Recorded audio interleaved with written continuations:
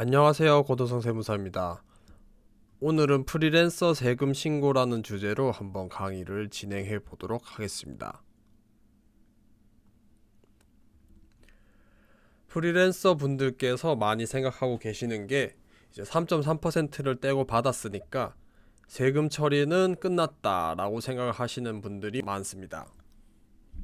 그런데 3.3%는 그냥 미리 국가에 먼저 내놓는 세금이고 실제로는 다시 세금 신고를 해야 됩니다. 만약에 신고를 하지 않는다면 어떤 일이 발생할까요? 첫 번째, 환급을 받을 수 있는 경우에는 돈을 받을 수 없게 됩니다. 두 번째, 부족한 세금은 가산세까지 붙어서 폭탄이 되고 이제 마지막으로 신고를 하지 않았으니까 신고하지 않은 것에 대해서 바로 추징이 됩니다.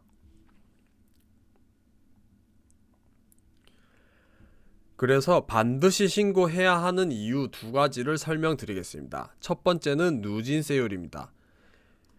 이제 우리나라의 세법은 6에서 45%의 이 누진세율을 적용합니다. 근데 저희가 미리 낸 세금은 3.3%밖에 안 되죠. 예를 들어서 1년 동안 2천만 원을 벌었다고 가정을 하면 2천만 원의 3.3%는 66만 원이 됩니다. 66만 원. 그냥 대략적으로 계산했을 때 그냥 6%만 적용된다고 쳤을 때 2천만 원의 6%, 그럼 120만 원이 나오겠죠? 120만 원. 그러면 실제로는 이 120만 원을 내야 되는데 지금 저희는 66만 원밖에 안 내놨습니다. 그러면 이 차이 54만 원만큼 다시 더 납부를 해야 되는 거죠. 여기 보시면 최종세액이 3.3%보다 클 때 추가 납부가 발생하는 거죠. 만약에 예를 들어서 이 최종세액 6%를 곱했을 때 최종세액이 뭐 50만 원이 나왔다 치면 이 3.3% 납부액이 66만 원이니까 16만 원만큼 환급이 발생하겠죠. 그래서 이렇게 정산을 해야 되기 때문에 신고를 해야 된다는 말씀입니다. 두 번째로는 이 경비 처리 문제가 있습니다. 세금은 이익에 부과됩니다. 이익에. 그래서 수입이 있으면 이 비용이 있기 때문에 수입에서 비용을 차감한 금액에 대해 세금을 곱합니다. 그래서 이 경비가 많을수록 세금이 줄어드는 효과가 있습니다. 그래서 이 경비를 어떻게 인정을 받을 수 있느냐? 첫 번째는 사용한 신용카드 금액, 그리고 두 번째는 현금 영수증. 이렇게 신용카드랑 이 현금 영수증을 가지고 경비로 인정을 받을 수 있습니다. 만약에 신고를 하지 않게 된다면 신용카드나 뭐 현금 영수증 사용액에 대해서 경비로 인정을 받지 못하니까 이 수입 부분만 있고 경비 부분은 완전히 0원이 되니까 세금이 엄청 많이 나올 수밖에 없겠죠. 그리고 마지막으로는 이 단순 경비율이라고 있는데 이 단순 경비율이 뭐냐면 정부에서 그냥 인정을 해주는 경비입니다. 예를 들어서 연수입이 2천만 원이고 저희가 이 신용카드나 현금 영수증 관리를 하나도 안 해서 이 경비가 이제 0원이라고 가정을 해 보겠습니다. 세율은 6%라고 가정을 할게요. 그러면 이제 120만 원이 세금으로 나오겠죠. 근데 이 단순 경비율은 경비가 0원이더라도 정부에서 그냥 인정해 줄게 라는 겁니다. 뭐 예를 들어서 이 경비율이 60%다 하면 경비가 실제 경비가 0원임에도 불구하고 이 수익 금액에 대해서 60%를 경비로 인정을 해준다는 뜻입니다. 그렇다면 2천만 원에 60% 1200만 원이겠죠.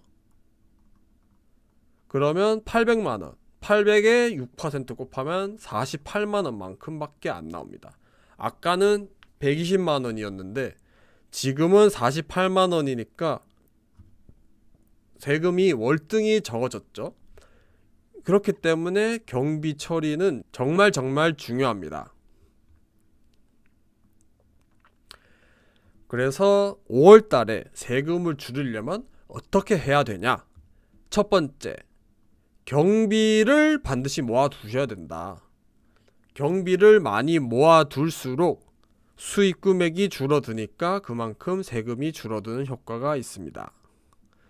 그리고 두 번째로는 이제 본인의 경비율을 확인해서 더 유리한 방식을 적용을 해야 된다.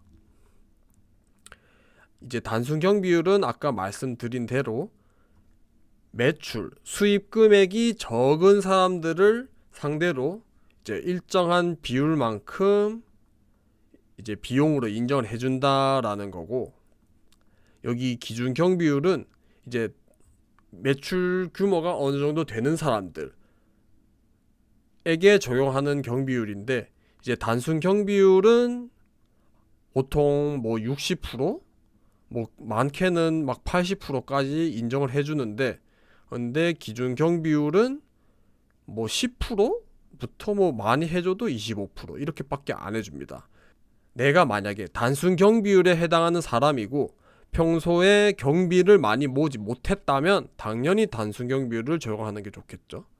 하지만 나는 기준 경비율을 적용받는 사람이고, 그리고 평소에도 경비, 뭐 신용카드 사용 내역이라던가 현금 영수증 사용 내역 같은 것들을 많이 모아뒀다 라고 하면 이 기준 경비율을 적용하기보다는 장부를 작성해서 신고하는 게 훨씬 유리할 수 있습니다.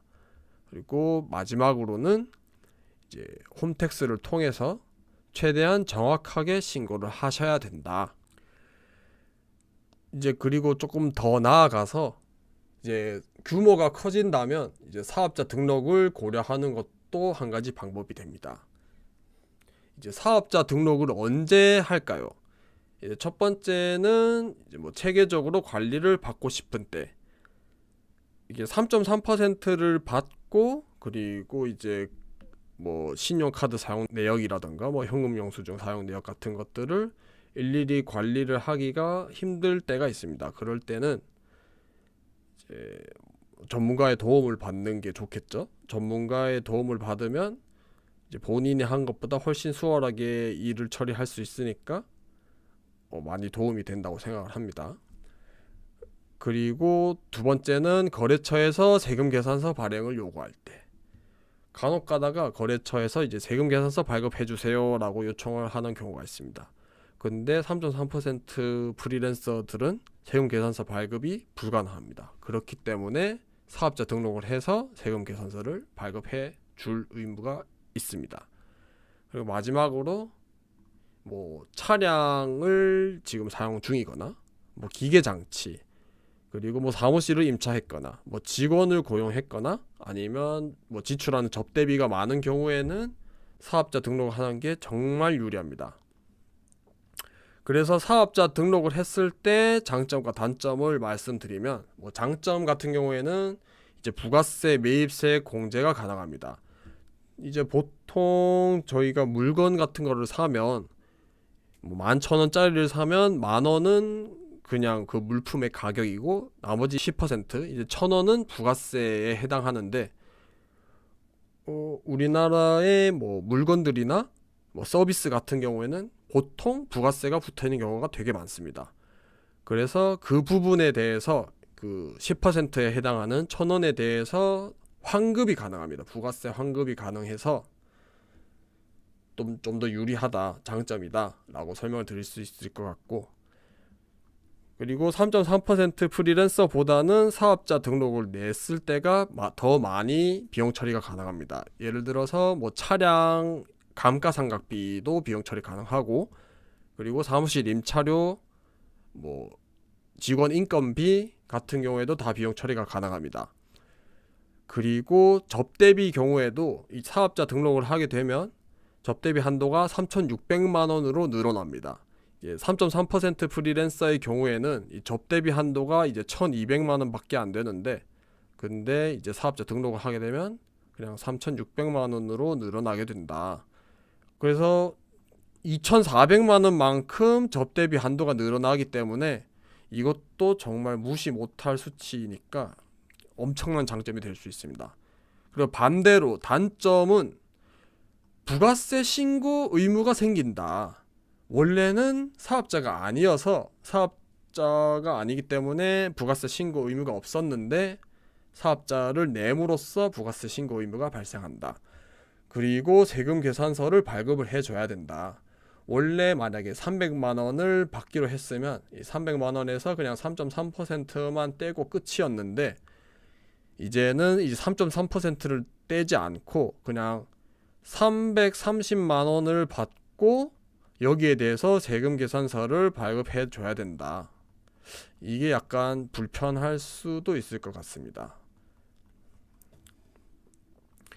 그래서 마지막으로 딱 세 가지만 요약하자면 3.3%는 최종 세금이 아니다. 이거는 먼저 낸 예수금일 뿐이다. 그래서 다시 5월 달에 종합소득세 신고를 통해서 세금을 확정하고 그리고 미리 낸 돈과 정산을 해야 된다.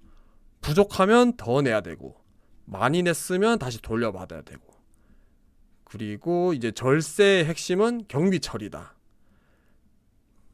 그래서 이 수입이 많더라도 이 비용을 제대로 처리 못하면 세금이 많이 나오니까 이 비용 관리를 잘해서 세금을 줄여야 되겠습니다. 이 세 가지 잘 기억해 두셨다가 나중에 세금 신고할 때 많은 절세 받으시길 바라겠습니다. 감사합니다.